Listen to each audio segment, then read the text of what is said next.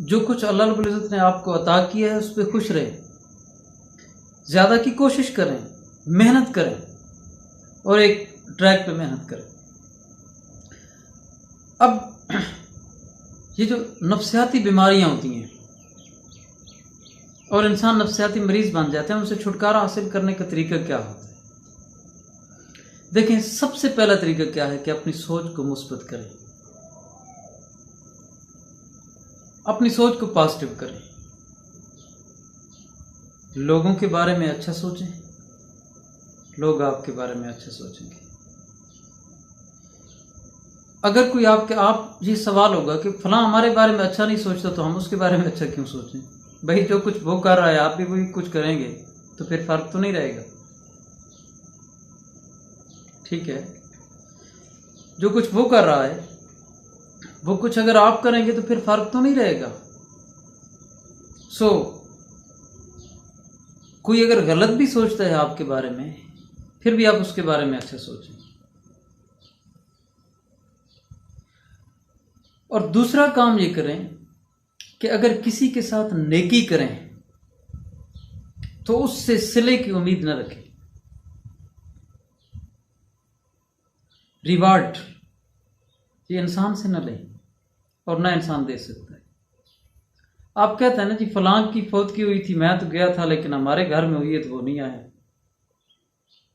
ठीक है, मैंने तो जी फलां को अपनी शादी पे बुलाया था, उसकी शादी हुई है तो उसने मुझे नहीं बुलाया।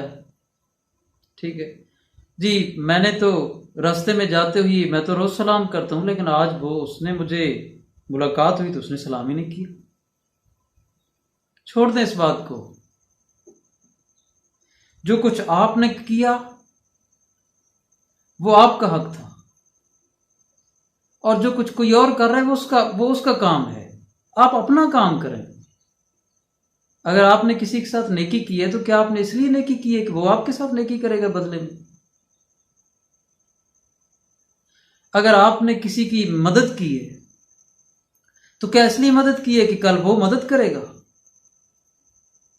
किसी का जनाजा पड़ा है तो उसके लिए इसलिए किया है कि कल वो आपका आके जनाजा पड़ेगा। हमारे यहाँ तो ट्रेंड ही यही है। हम तो दूसरों के जनाजे पे फर्ज किफाया समझ के और सवाब समझ के तो जाते ही नहीं। हम तो जाते ही इसलिए हैं को जी कि हम जाएंगे तो कोई हमारे जनाजे में भी आएगा। हम तो बदला लेने के लिए सब कुछ करते हैं। और फातिहा पढ़ने भी हम उन घरों में जाते हैं ताज़ियत के लिए कि जो हमारे घरों में आते हैं। ओ जी, वो हमारी फौतगी हुई थी तो वो हमारे घर आए थे, तो हम अगर फातिहा के लिए न गए तो वो गिला करेंगे। यार, आप समझ नहीं आ रही कि आप जिंदा का फातिहा पढ़ने गए थे या मुर्दा का फातिहा पढ़ने गए थे। जिसके लिए इसाले सवाब के लिए, फातिहा पढ़ने के लिए, दुआ करने के लिए गए थे, वो तो मर चुका है। जिंदा तो उसके वरसा हैं, तो उससे भी आप सिले की तवक्को रख रहे हैं कि उसके वरसा उसका हक जो है वो करेंगे, आएंगे, बदले में हमारे पास आएंगे। तो बात करने का मकसद ये है कि किसी के साथ नेकी करें तो इसलिए न करें कि वो आपके साथ करेगा। और अमूमन ऐसे भी होता है कि आप किसी के साथ नेकी करते हैं, बदले में वो आपके साथ बुराई करता है। आप उसका कुछ कर सकते हैं, इसलिए तवक्को ही न रखें। और अगर आप किसी के साथ नेकी करते हैं और बदले में वो आपके साथ बुराई करता है तो परेशान मत हो। क्यों? जो अल्लाह ने आपको मिजाज दिया है, जो आपकी सोच है वो आपने किया, जो उसकी सोच है वो उसने किया। अब अगर आप अपने आप को उसकी जगह पे रख के सोचेंगे और कोशिश करेंगे तो फिर तो आप में और उसमें फर्क कोई नहीं रहा। फिर तो कोई फर्क नहीं रहा आपके अंदर और उसके अंदर। तो इसलिए कभी भी किसी के साथ नेकी करें, मदद करें, किसी की हमदर्दी करें, तो उसके लिए ना करें, अल्लाह के लिए करें। और ये इतनी जबरदस्त बात है कि ये अगर हम सीख जाए ना तो सच्ची बात है, हमारी जिंदगी बड़ी जबरदस्त हो जाएगी। हमें एक जरा भी परेशानी नहीं होगी, एक लम्हा भी हमें परेशानी नहीं होगी। कि आप किसी की मदद महज अल्लाह के लिए करें। देखें, आपने रिवार्ड लेना है ना भाई, तो बंदे से क्यों रिवार्ड लेते हैं, जब अल्लाह खुद फरमाते हैं कि खैरुन्नास में यनफउन्नास, आप में से बेहतरीन इंसान वो है जो दूसरों को फायदा पहुंचाता है। अब अगर दूसरों को नबी करीम सल्लल्लाहु अलैहि वसल्लम की हदीस है कि मन सलिमल मुस्लिमून मिन लिसानिही व यदिही, मुसलमान वो है जिसके हाथ और जुबान से दूसरे मुसलमान महफूज रहे। और एक और हदीस पाक जो जुज़वी तौर पे मुझे याद है, उसका मफहूम है कि नबी करीम सल्लल्लाहु अलैहि वसल्लम ने फरमाया कि अगर मेरा कोई उम्मती जिसके साथ किसी ने ज्यादती की हो और वो हक पर होते हुए और ताकत रखते हुए उसे माफ कर दे, तो वो जो उसकी बेइज्जती हुई है वो क़यामत के दिन कल मुझ अपना नाम लेकर हुजूर ने फरमाया कि वो कल क़यामत के दिन मुझसे ले, मैं बदले में उसको दूंगा। फिर इससे बड़ी कोई बात है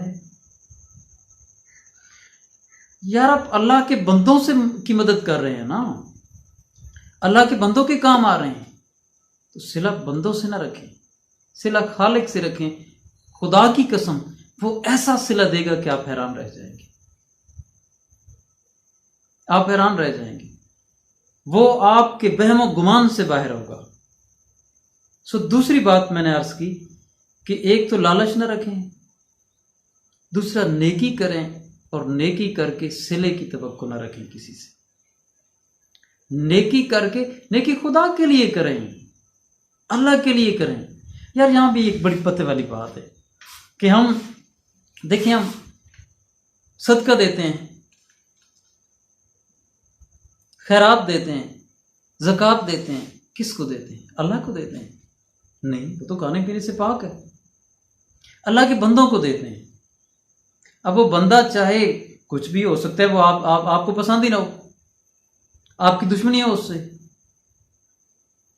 या वो आपके शहर इलाके का नहीं है, अजनबी है, स्टेटस में आपसे कम है, दुनियावी लिहाज से कम है, तो तभी तो आप उसको दे रहे हैं, ठीक है? तो आप उसे सदका देते हैं, तो सदका जाता किस तरफ है? क्या अल्लाह के? हाँ, अल्लाह को, वो उस बंदे के काम आता है। अब ये अल्लाह की बंदों से मोहब्बत है, अल्लाह की बंदों से मोहब्बत है।